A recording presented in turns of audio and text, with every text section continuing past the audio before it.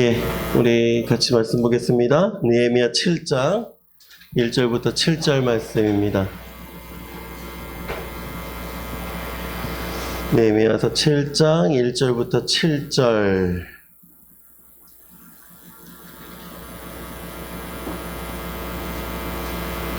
우리 한 절씩 같이 교독하도록 하겠습니다. 느헤미야서 7장 1절부터 7절 말씀입니다. 성벽이 건축됨에 문짝을 달고 문지기와 노래하는 자들과 레위 사람들을 세운 후에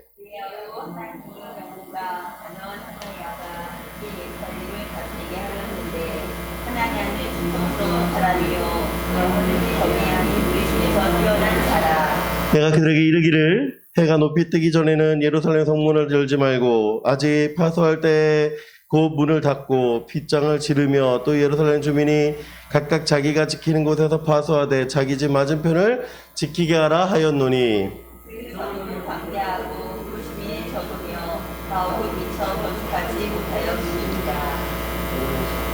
내 하나님이 내 마음을 감동하사 귀족들과 민장들과 백성을 모아 그 계보대로 등록하게 하심으로 내가 처음으로 돌아온 자의 계보를 얻었는데 거기에 기록된 것을 보면 그적의 바벨론 왕 느부갓네살에게 사로잡혀 왔던 자들 중에서 금을 받고 예루살렘과 유다에 돌아와 각기 자기들의 성읍에 이른 자리고 같이 읽습니다. 7절 스룹바벨과 예수아와 느헤미야와 아사랴와 라마야 나하마니와 모르드게와 빌산과 미스베렉과 비그웨와 느훔과 비아나와 함께 나온 이스라엘 백성의 명수는 이러하니라. 아멘. 아이고 쉽지 않아요, 그죠? 자, 우리 같이 말씀을 보려는데 오늘 제목이 한번 따라해봅시다. 창업이 수성난. 뭔 말일까요? 들어보셨어요, 이런 말? 창업이 수성난이란 말 들어보셨습니까? 갑자기 목사님 한자하고 너무 어려운데요? 그렇게 생각하는데 우리 아주 간단해요. 우리 앞에 자 두 장을 한번 봅시다. 창업 들어보셨어요? 안 들어봤어요? 창업이란 게 뭡니까? 그렇죠. 회사를 시작하는 거 그게 창업이죠. 그러면 이거 뜻이 돼요? 창업한 회사에는 난을 갖고 가라. 미안해요. 웃을 줄 알았는데 그런 뜻이 아니겠죠? 이거를 반으로 나누면 이제 간단합니다. 이게 창업 그리고 수성은 들어봤잖아요. 성을 지키는 걸 수성이라고 하는데 창업이 쉬울 이자예요. 창업이 쉽고 수성난 성을 지키는 것, 즉 이루는 것을 지키는 것이 어렵다라고 하는 한자어입니다. 이걸 간단하게 네 자로 줄이면 이게 사자성어로 창업수성이라는 말을 하는 거예요. 우리가 맨날 창업하다라는 거 뉴스에 보고 뭐 많이 듣고 하는데 수성한다라는 거 많이 듣고 하는데 도대체 뭔 말인지 모르면 여러분 이해가 안 되기 때문에 제가 이렇게 얘기를 시작을 해요. 이 사람이 누구냐? 당나라 태종 이세민입니다. 예, 당나라 태종. 당나라 태종이 한 역할 중에 가장 큰 역할이 뭔지 알아요? 여러분 잘 아는 사건? 예, 나당연합군 들어봤죠? 예, 그 나당연합군. 예, 백제가 고구려를 멸망시킨 신라가 그 사건에 함께한 사람이 이 당태종입니다. 이 당태종이 나라가 건국을 했음에도 불구하고 나라가 힘들어질 때 참 어려움을 많이 겪고 이제 당이 안정화됐어요. 당나라가 안정화됐을 때 신하들을 모여놓고 이렇게 물어봅니다. 나라를 건국하는 일과 안정시키는 일 무엇이 더 어려운가? 라고 물어봤어요. 그러니까 한 신하가 이렇게 얘기합니다. 이 신하는 현령이라는 사람인데 이 현령이라는 사람은 당나라 태종이 나라를 시작할 때부터 참 어려운 그 시간들을 함께 겪었던 신하예요. 그러니까 이 신하는 뭐라고 얘기했을까? 예, 나라의 시작이 어렵습니다 라고 얘기를 했어요. 그런데 위직이라는 사람은 이제 건국한 이후에 나라를 안정하는데 참 수고를 했던 사람이라 이렇게 얘기를 하는 거예요. 초창기의 어려움보다 나라를 지키는 게 더 어렵습니까? 누가 더 공이 있다는 얘기야 지금. 자, 자기들이 더 공이 있다는 거죠. 건국 시작한 우리가 현령은 더 수고했습니다라고 얘기하는 거. 위증은 우리가 더 고생 많이 했습니다. 뭐 그렇게 이제 서로 이제 얘기하고 있습니다. 그때 강태민이 이렇게 얘기를 합니다. 지금은 초창기의 어려움은 이미 지나갔으니 수성의 어려움을 신하들과 함께 신중하게 생각함이 마땅하다. 그러니까 지금 누구를 더 칭송하고 있는 거예요? 나라를 견고하게 세우는 사람을 더 칭송하고 있다. 그래서 나라를 세우기는 쉬우나 이를 지켜가는 것이 어렵다라는 말을 썼다고 합니다. 그래요. 사실은 스포츠를 봐도 어때요? 축구 오늘 새벽까지 뭐 축구 본 친구들도 혹시 있을지 모르겠지만 뭐 유로 2020 지금 하고 있는데 골 넣는 것보다 지키는 게 더 어려울 때가 더 많아요. 농구도 그렇고 야구도 그렇고 점수가 나는 것보다 점수를 따라가서 역전시키는 것도 보기 돼요. 그게 무슨 뜻이에요? 점수를 내는 것도 어렵지만 그 점수를 지키기 위해서 수고하는 일이 참 많다라는 것이죠. 메이저리그 선수였던 양키스의 요기베라라는 포수가 이렇게 얘기를 합니다. 이 사람은 엄청난 사람이거든요. 한 17년 동안 10번의 월드 시리즈를 우승하고, 그러니까 자기의 커리어 가운데 몇 번 안 넘어요. 그쵸? 몇 번 안 돼요. 우승을 못한 적이. 그 유명한 사람이 요기베라인데 이 사람이 이렇게 얘기합니다. It's not over till it is over. 그러니까 무슨 뜻이에요? 야구는 끝날 때까지 끝난 것이 아니다라고 얘기를 합니다. 이런 거는 좀 외워놔도 괜찮아. 좀 쓸모가 있잖아. 영어로 하면 더 멋있을 거고. 그치? 여러분, 그래요. 지키는 거 참 어렵습니다. 마라톤 승패를 유지하는 것도 쉽지가 않아요. 여러분, 학업 어때요? 학업. 지금 여러분 시험 중인데 성적 오르기 쉽습니까? 어렵습니까? 실제적으로 조사를 했어. 이게 실제적 조사 결과예요. 고등학교입니다. 고등학교의 성적 변화인데 1학년부터 3학년까지 성적이 1등급이라도 오른 친구가 몇 프로냐? 13.2%. 그대로인 친구는 74.67. 떨어진 친구는 12.32. 지금 무슨 뜻이에요? 80%가 뭐 하고 있어요, 지금? 성적이 떨어지거나 그대로인 거야. 고1 잘 들어야 돼. 그럼 고2는 어떠냐? 고2 보이십니까? 89.3%? 고2부터 고3 때까지 성적 한 등급 오르는 게 89.3%. 근데 더 떨어지거나 하는 사람은 5.4%니까 무슨 뜻이에요? 95% 이상이 뭐 하고 있어요, 지금? 성적이 오르질 않아요. 등급이 오르질 않아. 두 등급이 올라가, 2등급 이상을 올리는 사람은 몇 프로가 되느냐?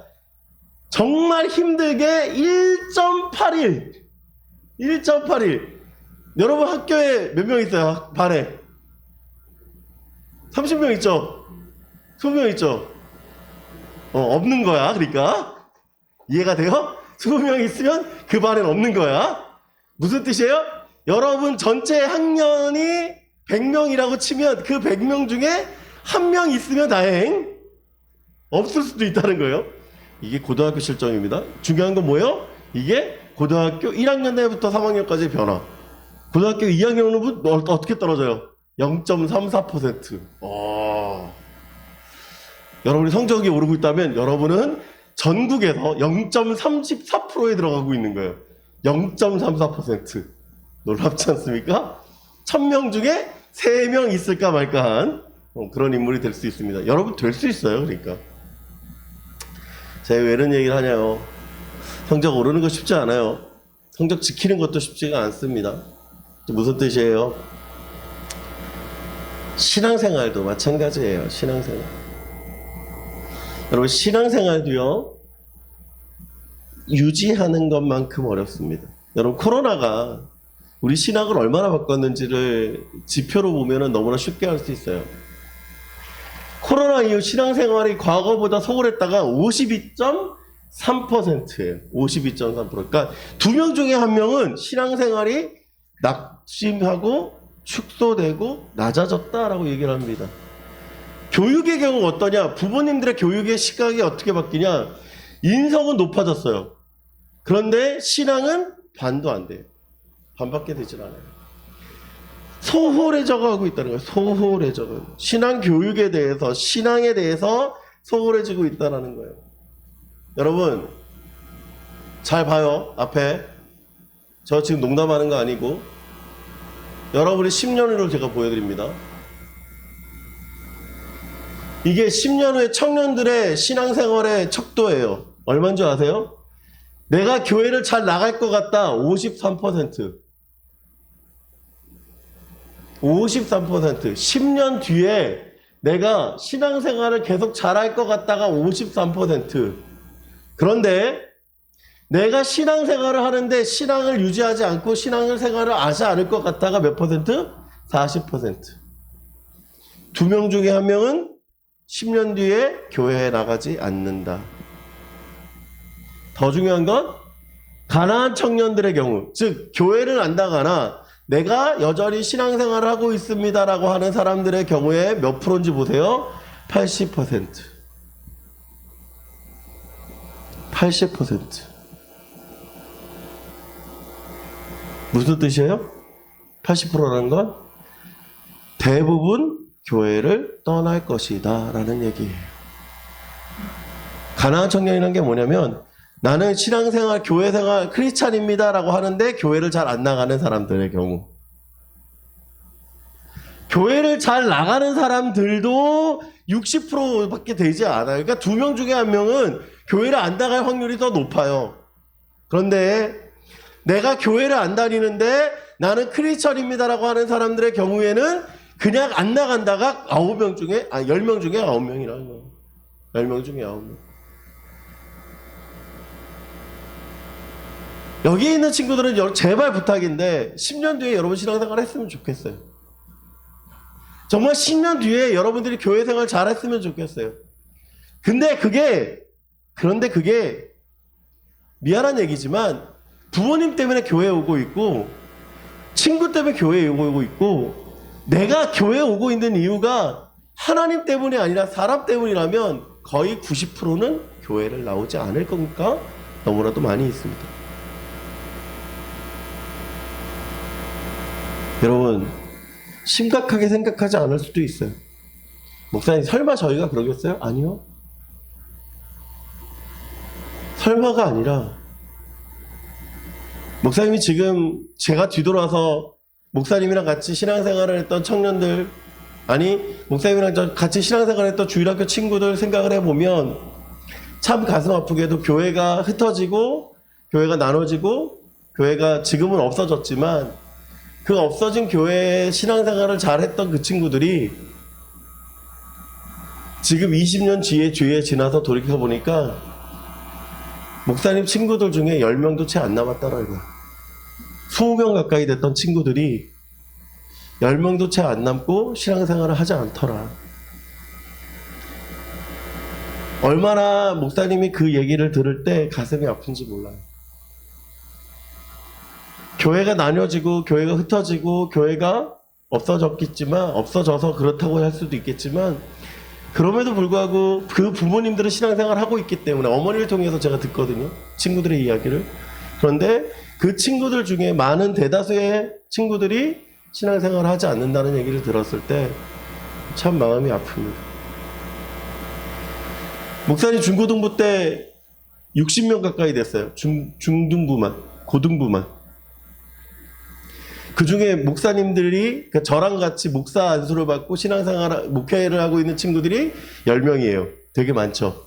목사님이랑 같이 신앙생활을 했던 친구들 중에 60명 가까이 되는 친구들 중에 10명이면 얼마나 많아요. 그죠? 근데 반대로 신앙생활을 하지 않는 친구들이 더 많더라. 여러분 신앙생활 지키는 거 쉽지 않아요. 쉽지 않아요. 코로나 때문에 신앙생활 하지 않습니다. 코로나 때문에 교회 나가지 않습니다. 코로나 때문에 예배 드리지 않습니다. 그런 얘기 참 많이 하는데 여러분 정말로 무너져 있는 건 우리의 신앙인지 몰라요. 빨리 회복해야 돼요. 빨리 주님 앞에 나와야 되고 주님 앞에서 예배해야 됩니다. 여러분 오늘 느헤미야서에서는 뭘 얘기하냐면 첫 번째는 이걸 얘기합니다. 회복을 얘기를 해요. 그리고 두 번째는 유지를 얘기를 합니다. 그렇기 때문에 우리가 스스로 돌이켜 봐야 되는 거예요. 어떻게 신앙생활을 하고 있는지 봐야 됩니다. 그리고 다시금 여러분 신앙생활을 통해서 세워지는 저와 여러분에게 간절히 부탁을 드립니다. 여러분 안심하지 마십시오. 나는 10년 뒤에 교회 나올 것입니다라고 자만하지 마십시오. 언제든지 무너질 수 있고 언제든지 약해질 수 있습니다. 그렇기 때문에 여러분이 굳건히 세워져 가기를 간절히 부탁을 드립니다. 어떻게 회복한 이후에 신앙생활을 유지할 수 있을까? 첫 번째는 4절 말씀입니다. 우리 같이 읽습니다. 시작. 그 성읍은 광대하고 그 주민은 적으며 가옥은 미처 건축하지 못하였습니다. 자, 성벽이 재건됐습니다. 그러나 문제가 있어요. 여러분 남한산성 가봤어요? 남한산성 안에?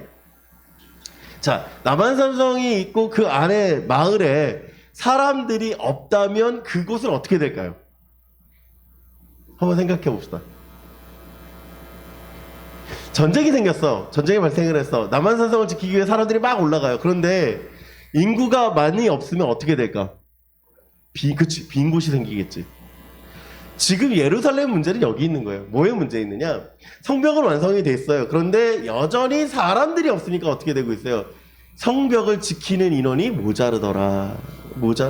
여러분, 예루살렘 성이 이렇게 생겼습니다. 이 안에 성벽 안에 성전이 여기 있고 건물들이 이렇게 있어요. 그런데 문제가 뭐냐면 당시에 이 예루살렘으로 돌아오는 사람들이 그렇게 많이 없다 보니까 이곳에 사람들이 많이 살지가 않아요. 그래서 이 사람들의 살 집들이 아직 건축되지가 않았습니다. 그러니까 어떻게 될까요? 살 수 있어요, 없어요? 살 집이 없으니까 살 수가 없는 거예요. 그러니까 점점 사람들이 적어져 버렸습니다.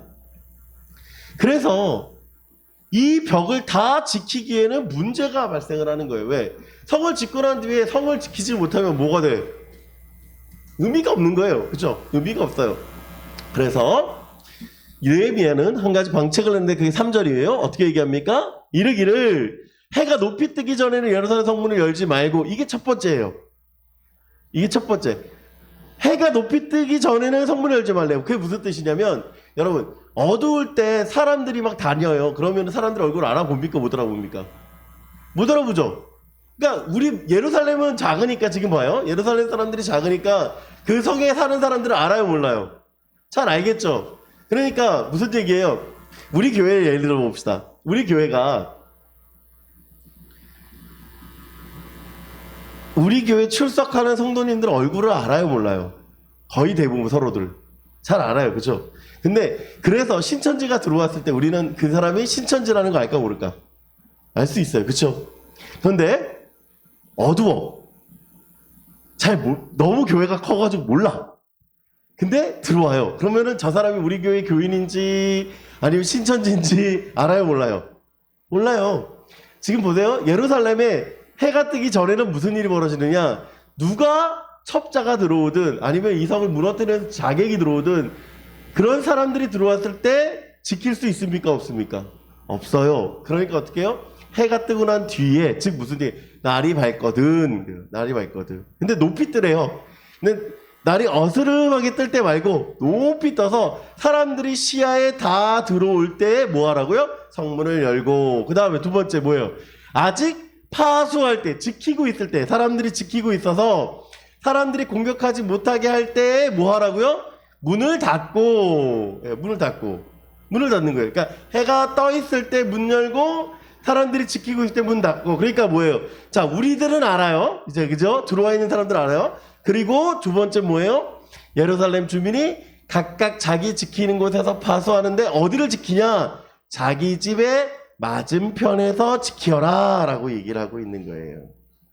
여러분, 자기 집 맞은편에 지킬 때 가장 중요한 건 뭐예요? 어떻게 지키는 거예요? 깨어 있어야 지킵니다. 깨어 있다라는 거. 깨어 있다라는 거. 이 깨어 있다는 게 중요한 거예요. 신앙의 자리를 지키는데 가장 중요한 건 뭐냐면 다른 것에 있는 것이 아니라 깨어서 지키는 거예요. 깨어 있을 때. 깨어 있을 때 지키는 것이고, 그 깨어 있음은 무엇으로 나타나느냐? 우리 예수님의 삶으로 우리 한번 들어가 봅시다. 예수님 삶에 그 해답이 있는데 그것이 무엇이냐면 마가복음 1장 35절입니다. 우리 같이 읽습니다. 시작. 새벽 아직도 밝기 전에 예수께서 일어나 나아가 한적한 곳으로 가사 거기서 기도하시더니 예수님 뭐 하셨대요? 기도하셨어요. 근데 언제 기도하셨어요? 새벽 아직 밝기도 전에. 여러분 예수님이 기도하셨어요. 예수님이 편해서 기도하실까? 예수님의 삶은 1장 말씀을 쭉 보면 이렇습니다. 전날 안식일인데요. 안식일 오전부터 회당에서 가르치셨어요. 그리고 그곳에서 귀신 내어 쫓았어요. 오후에는 시몬 베드로의 집에 가서 장모의 열병 장티푸스를 고쳤어요. 그리고 밤 늦은 시간까지 사람들을 고치시고 치료하셨습니다. 그리고 그 다음날 아침에 새벽에 일찍 일어나서 기도하세요. 왜요? 이유가 뭘까? 예수님이 왜 기도하실까요? 마태복음 18장 14절 이렇게 얘기합니다. 이와 같이 이 작은 자 중에 하나라도 잃은 것은 하늘에 계신 너희 아버지의 뜻이 아니라. 뭐라고요? 누구의 뜻? 아버지의 뜻. 예수님이 기도하신 목적은 다른 것에 있는 것이 아니라 뭐예요? 아버지의 뜻을 알기 위해서 그렇습니다. 여러분 예수님이 겟세마네에서 기도하십니다. 어떻게 기도하세요? 내 뜻이 아니고 누구의 뜻이 이루어지도록? 아버지의 뜻. 그렇습니다. 예수님은 하나님이세요. 하나님이신데도 불구하고 아버지의 뜻을 뭐 하고 있는 거예요? 구하고 있는 거예요. 우리의 신앙에 무너져 있는 이유가 무엇입니까? 여러분 깨어있지 않아서요. 깨어있지 않는다는 건 뭐세요? 아버지의 뜻을 잃어버리고 있는 거예요. 아버지의 뜻을 잃어버리고 있는 거예요. 신앙이 무너지는 이유는 아주 간단합니다. 아버지의 뜻을 잃어버리는 것. 그 아버지의 뜻을 어떻게 알 수 있습니까? 기도함으로 알 수 있어요. 즉 기도가 무너지면 여러분 무너져 버리고 있어요. 제가 참 이 교회에 왔을 때 참 놀라웠던 게 뭐냐면 여러분들 예배 끝나고 저녁 한 5시 그쯤에 모여서 같이 기도하는 모습이었어요. 그게 저는 너무나 귀했습니다. 너무 소중히 여겼어요. 그런데 지금 사실 코로나 때문에 못 모이고 있는 건데 그러면 한번 돌이켜 보십시다. 모이는 것 말고 여러분의 개인의 기도 시간은 지키고 있느냐는 거예요. 모여서 기도하는 거 외에 여러분 개인의 기도 시간을 지키고 있느냐. 여러분 빠르게 시간들이 지나가고요. 빠르게 세상들이 변화갑니다. 그런데 그 변화 때문에 우리 이렇게 얘기할 때가 있어요. 기도할 시간이 없어요 라고 얘기합니다. 여러분 제가 금요일날 이렇게 여러분들은 좀 시작할 때 찬양할 때 그렇게 나눴는데 어디를 가는 때 제일 중요한 게 뭐예요? 내비게이션 보는 거잖아요. 그쵸? 여러분 어디 모르는 데를 가요. 그럼 어떻게 갑니까? 어떻게 내려서 어디를 가서 어떻게 버스를 타고 그걸 다 보고 가요. 그런데 그럼에도 불구하고 어떻게 합니까? 실수할 때도 있어요. 삶의 내비게이션이 있어야 돼요. 삶의 방향성이 분명해야 됩니다. 근데 그 방향성을 누가 가르쳐 줍니까? 그 방향성을 누가 알려주십니까? 하나님 알려주시잖아요. 근데 내가 기도하지 않아요. 내가 기도하지 않아요. 그러면 어떻게 돼요? 그 방향성 잃어버리고 있는 거예요. 여러분 나침판을 보면서 길 잃어버린 사람들한테 가라고 얘기합니다. 그런데 그 나침판이 없으면 뭘 보고 갈 겁니까? 어두운 밤에 항해할 때 무엇을 바라보고 갑니까? 여러분 그렇습니다. 기도하지 않으면 하나님 앞에 묻지 않으면 살아갈 수가 없는 거예요.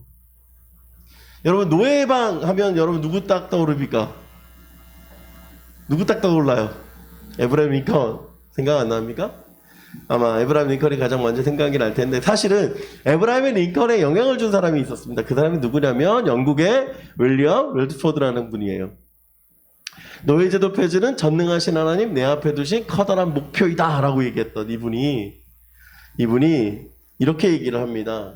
어떻게 얘기하는지 우리 같이 한번 읽어볼까요? 시작.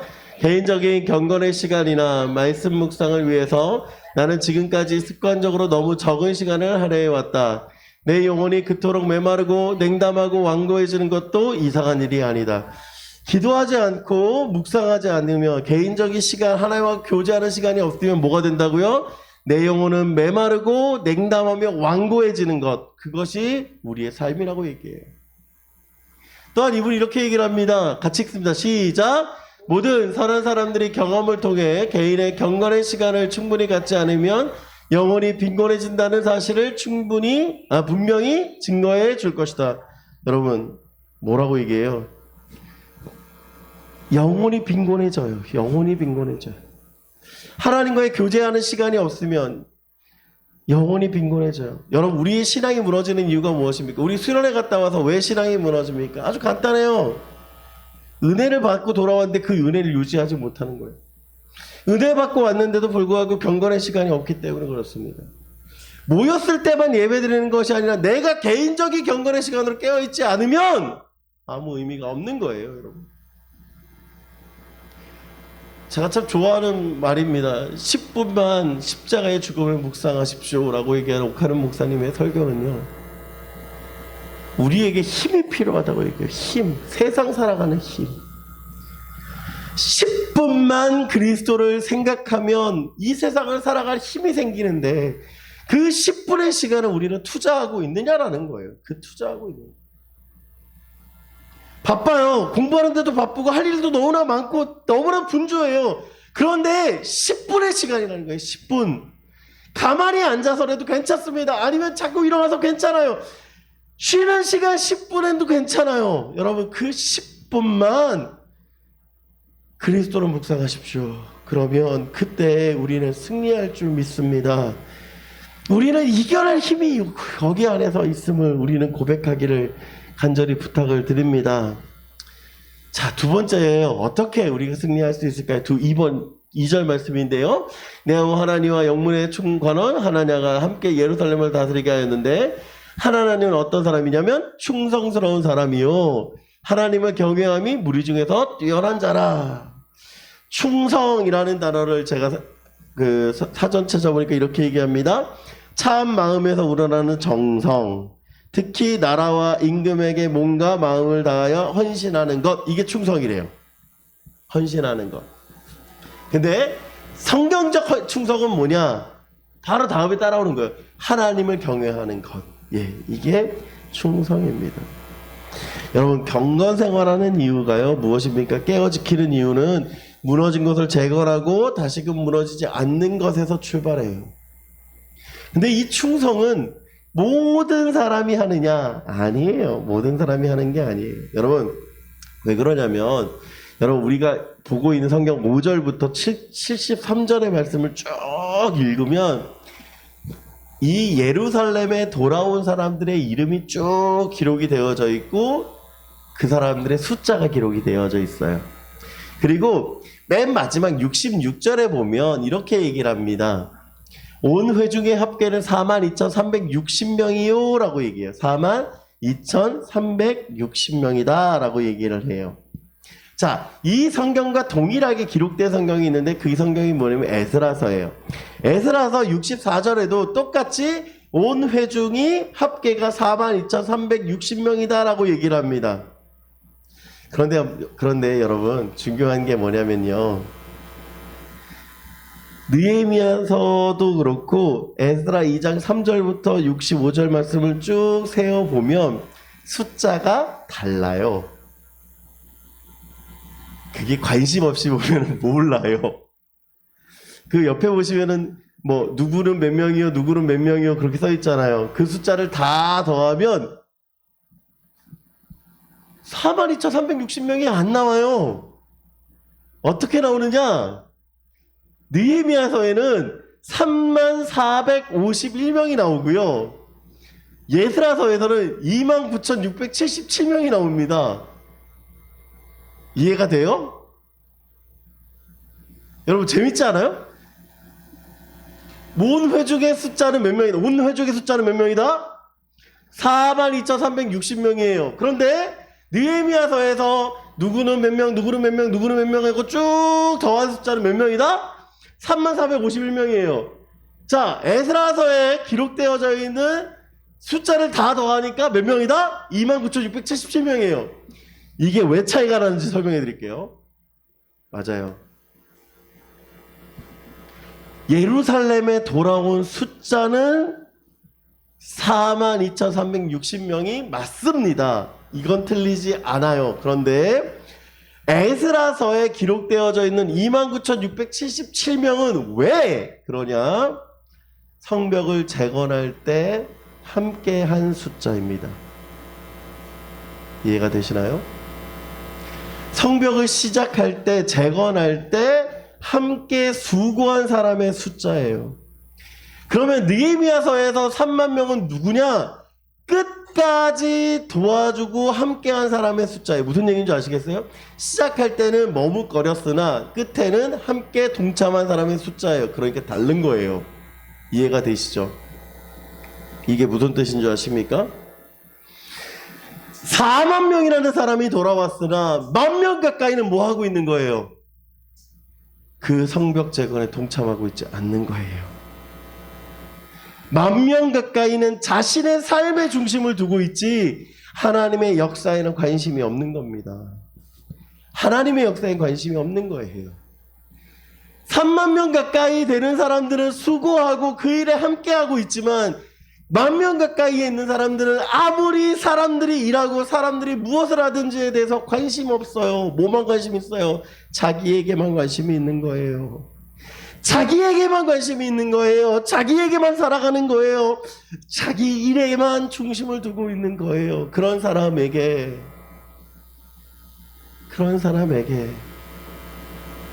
하나님이 원하시는 것이 무엇일까요?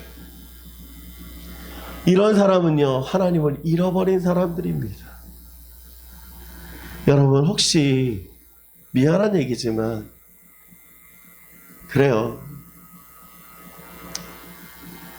제 설교 재미없어요. 나도 인정해요. 설교 재미없는 거 나도 알고 나도 아는데 혹시 여러분 가운데 예배에 견디고 있는 사람들이 있어요? 아마 그런 사람들이 있을 거라 생각해요. 그냥 부모님이 교회 가라고 하니까, 그냥 부모님이 있으라고 하니까 견디는 사람들이 있을 거라고 생각합니다. 여러분, 견디지 마십시오. 견디면 은혜가 되질 않아요. 그냥 이 자리에 앉아있는 건 은혜가 되지 않습니다. 여러분, 하나님의 은혜를 경험해야 은혜가 돼요. 하나님의 은혜를 경험해야 은혜가 됩니다. 여러분, 코로나로 무너져 있어요. 우리의 예배는. 어쩌면 코로나로 예배가 등한시되어져 있고 코로나로 예배를 소홀히 하는 것이 우리의 모습입니다. 그러나 여러분, 하나님의 인도하심을 경험하는 여러분 되기 원합니다. 그리고 하나님께서 여러분을 향하신 그 사랑을 경험하는 저와 여러분 되기를 원합니다. 하나님은 여러분 사랑하고 계세요. 그 사랑은 예배를 통해서, 기도함을 통해서, 묵상함으로 느낄 수 있습니다. 여러분, 견디지 마시고 그 안에 노력하십시오. 수영 제일 잘하는 법 뭔지 아세요? 물을 견디는 게 아니라 물에서 노는 거예요. 응? 물에서 노는 거예요. 여러분, 견디지 마시고 물에서 노십시오. 마지막이죠. 어떻게 살아가야 되느냐. 1절 말씀입니다. 성벽이 건축됨에 문짝을 달고 문지기와 노래하는 자들과 레위 사람들을 세운 후에, 여러분, 느헤미야가 성벽을 건축 후에 문을 달았습니다. 그리고 누구를 세우냐면 문지기를 세웠어요. 저거 당연한 거죠. 근데 그 다음에 한번 보십시오. 노래하는 자들과 레위 사람들을 세워요. 이들은 왜 세웠을까?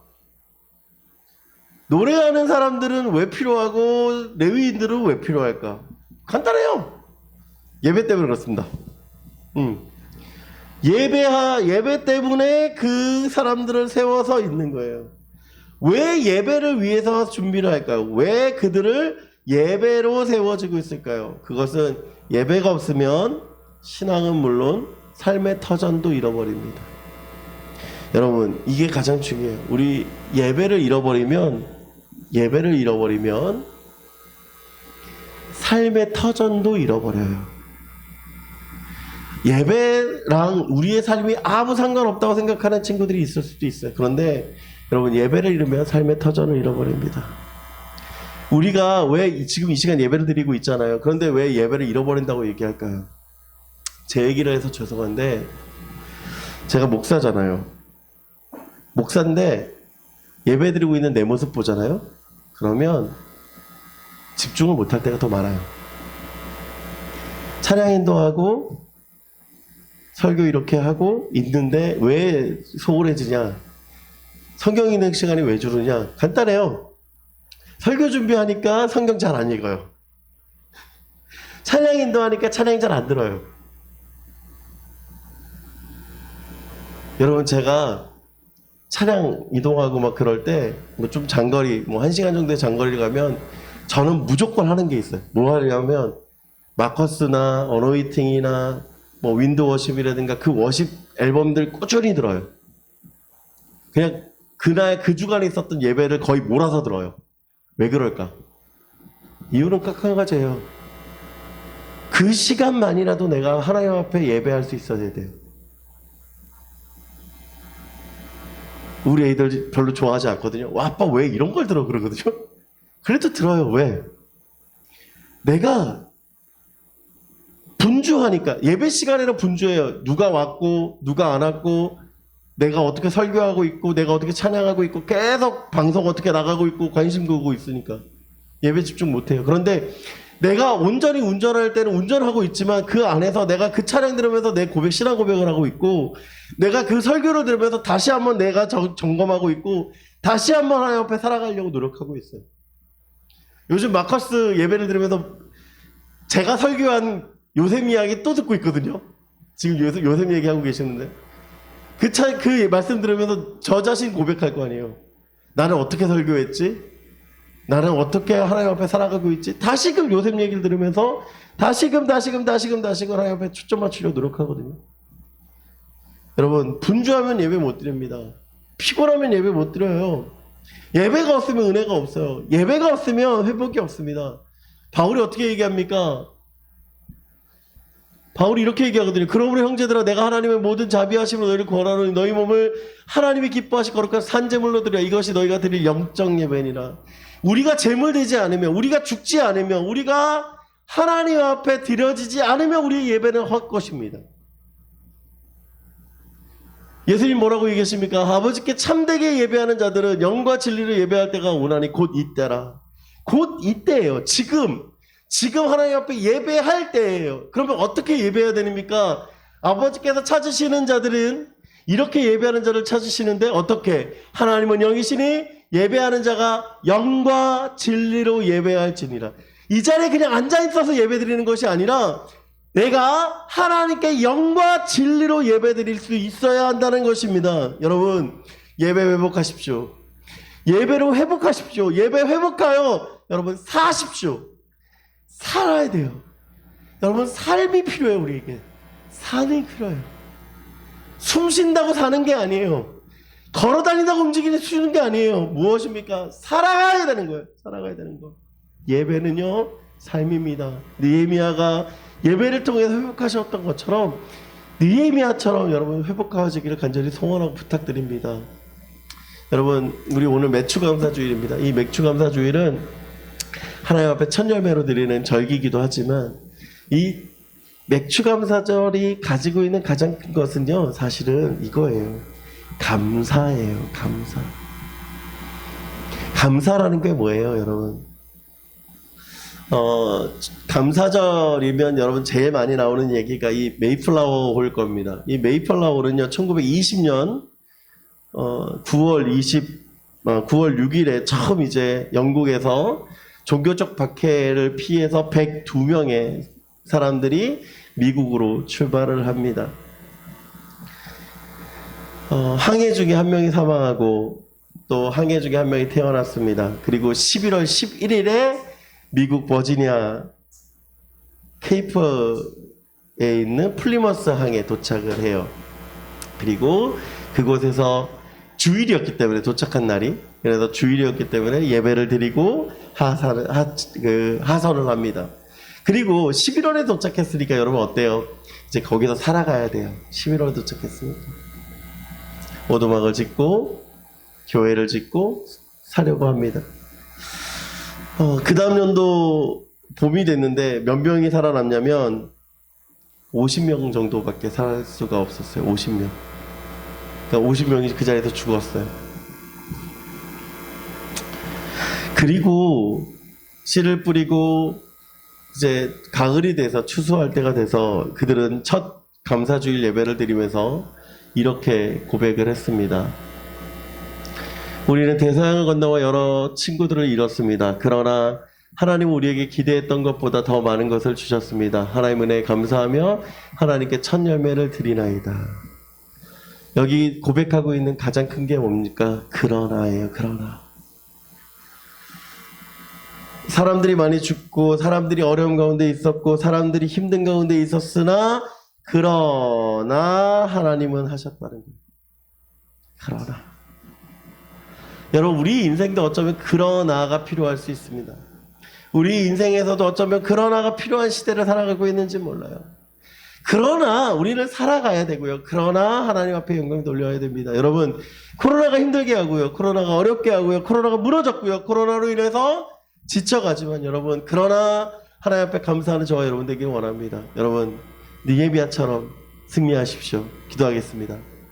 하나님 감사합니다. 하나님 오늘 말씀을 통하여서 느헤미야가 다시금 성벽을 회복하고 그가 하나님 앞에 다시금 살려고 발버둥했던 모든 것을 바라봅니다. 하나님 우리도 발버둥 치는 삶입니다. 하나님 우리를 붙잡아 주시고 강건케 하시고 회복하여 주시옵소서.